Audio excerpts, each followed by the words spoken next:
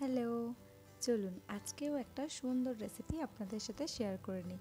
তো আজকে বাড়িতে বানিয়েছিলাম পনির স্যাটে, আর এই রেসিপিটাও আমি একটা শেফের কাছ থেকেই জেনেছি। তাই পারফেক্টভাবে কিন্তু আজকে এই স্যাটের রেসিপিটা আপনাদের সাথে শেয়ার করব। তো প্রথমেই স্যাটে বানানোর জন্য পরিমাণ মতো ফ্রেশ পনির নিয়েছি, আর তার সাথে নিয়েছিলাম দুটো পেঁয়াজ, দুটো টমেটো আর একটা বড় সাইজের ক্যাপসিকাম। আর এখানে কিছু এরকম কাঠের স্টিক নিয়েছি, আর এই স্টিকগুলো কিন্তু বেশিরভাগ দোকানেই আজকাল পাওয়া যায়।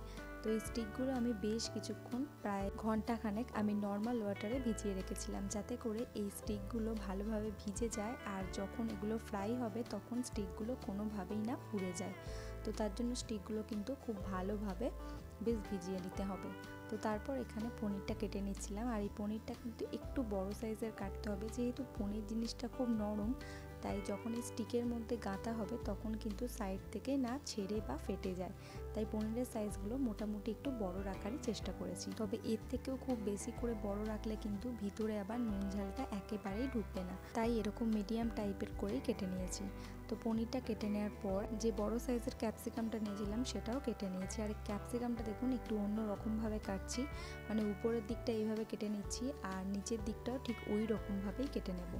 আর মাঝামাঝি একটা এইভাবে লম্বা করে কেটে নেওয়ার পর ছুরি দিয়ে পুরো ক্যাপসিকামটার ভিতর দিয়ে একবার এইভাবে ঘুরিয়ে নেব, তাতে করে ক্যাপসিকামটা খুব কম সময়ে এবং পরিষ্কার পরিচ্ছন্নভাবেই কিন্তু কাটা হয়ে গেছে। দেখুন ভিতরের এই বীজগুলো খালি ফেলে দিলেই কিন্তু মোটামুটি সুন্দরভাবে ক্যাপসিকামটা কাটা হয়ে গেছে। আর তারপর এখানে একটু ছোট ছোট করে পিস করে নিয়েছি, আর এই ক্যাপসিকামটাও ঠিক ওই পনিরের মতো সাইজেই কাটবো, যাতে করে প্রত্যেকটা জিনিস খুব সুন্দরভাবে কিন্তু পরপর গাঁথা যায়, আর একটাও কিন্তু ছোট বড় না হয়। মানে ছোট বড়টা কোনো ব্যাপার না, তবে দেখতেও তো একটু ভালো লাগার ব্যাপার আছে, তার জন্য প্রত্যেকটা জিনিস কিন্তু সমান করেই কেটে নিয়েছি। পেঁয়াজগুলো সেম একইভাবে কেটে নেব। তো তার জন্য পেঁয়াজগুলো দুভাগ করে খুব ভালো করে পরিষ্কার করে ধুয়ে নিয়েছি, আর তারপর এই আধখানার অংশটা ঠিক 4 ভাগ করলাম। আর এই পেঁয়াজগুলো প্রত্যেকটা কিউব শেপে চলে এসছে। তো এরপর এক একটা এরকম কিউব ধরে কিন্তু এই পাপড়িগুলো ছাড়িয়ে নেব।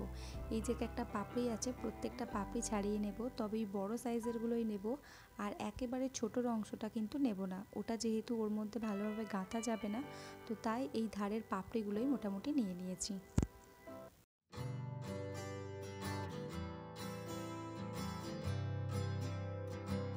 প্রত্যেকটা পেঁয়াজ খুব সুন্দর করে ছাড়িয়ে নেওয়ার পর এখানে আমি টমেটোটা নিয়েছি, আর এই টমেটোরও কিন্তু ভিতরের এই দানার অংশটা দেব না, আর তাই দানার অংশটা এইভাবে কেটে দিয়েছি। দানার অংশটা দিলে কিন্তু এক্সট্রা ওই জল ব্যাপারটা চলে আসবে, আর ভাজার সময় কিন্তু বেশ তেলটা ছিটবে, তো তার জন্য কিন্তু ভিতরের অংশটা আর দিলাম না। এরপর প্রত্যেকটা সবজি সমান শেপে কেটে নেওয়ার পর এর মধ্যে আমি কিছু মশলা অ্যাড করে দেবো, যেগুলো হলো 1 টিস্পুন লবণ, 1 টিস্পুন গোলমরিচ গুঁড়ো, 1 টিস্পুন লাল লঙ্কার গুঁড়ো, আর 1 টিস্পুন দেবো গ্রিন চিলি সস, আর 1/2 টিস্পুন দেবো সয়া সস, এবং 2 টিস্পুন দেবো আদা রসুনের পেস্ট। আর এই সমস্ত মশলা একই সাথে খুব ভালো করে মিশিয়ে নেব।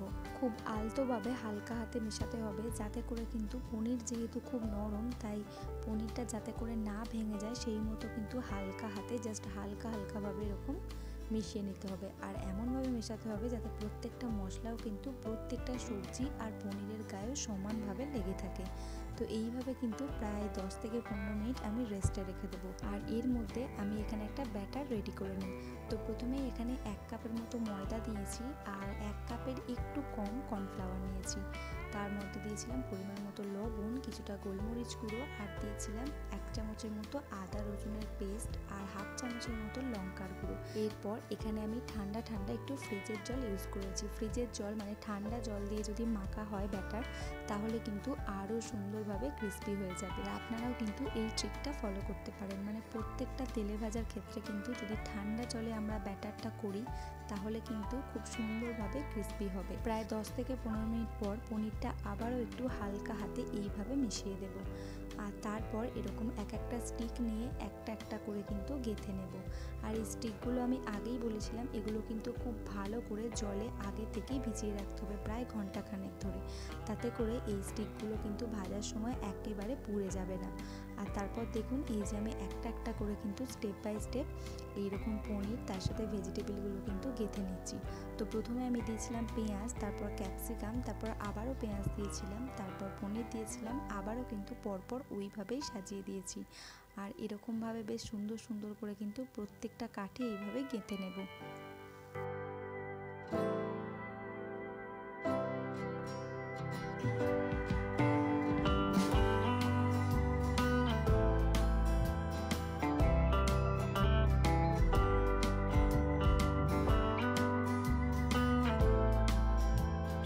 বেশ কিছুটা স্যাটে রেডি করে নিয়েছি।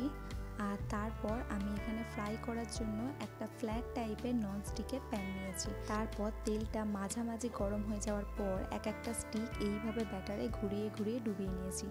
ঘুরিয়ে ঘুরিয়ে এইভাবে ডুবিয়ে নেওয়ার ফলে কিন্তু পুরো স্যাটেটাই এই ব্যাটারে কিন্তু কভার হয়ে যাবে, মানে কোনো অংশটাই কিন্তু ফাঁকা থাকবে না। এরপর লো টু মিডিয়াম হিটে স্যাটেগুলো ভেজে নেব।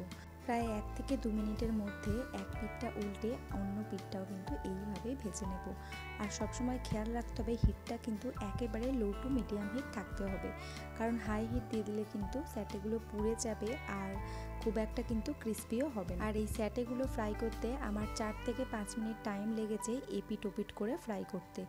আর তারপর এখানে একটা প্লেটের মধ্যে একটা টিস্যু পেপার দিয়েছি, যাতে করে স্যাটের মধ্যে থাকা এক্সট্রা তেলটা ওই টিস্যুর মধ্যে অ্যাবজর্ব হয়ে যায়।